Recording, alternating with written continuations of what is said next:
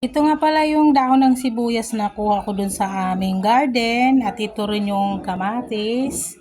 Ayan, so ang cute ng kanyang bunga. Tapos, ito yung ulam namin ngayon. Ito naman yung pinakuluan kong kangkong.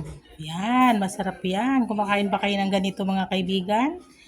Ayan o, di ba? Tapos, ito ay isaw-saw ko naman dito. Ito ang aking ulam for today.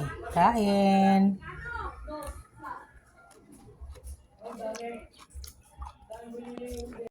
Ito yung ulam namin ngayon. Tilapia preto. Ayan o, kain po tayo.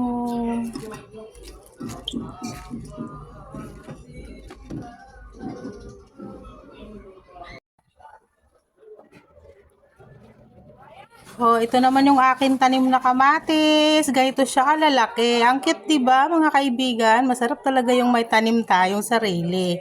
Dahil hindi na tayo bibili at nakakatipid pa tayo. So, yan lamang po ang aking vlog for today. Thank you for watching.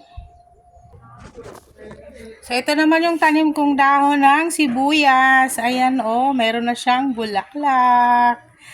Ayan, paborito ko to ilagay sa sausawan.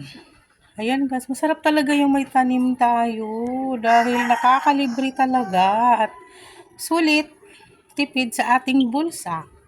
Thank you for all your support everyone. God bless us all.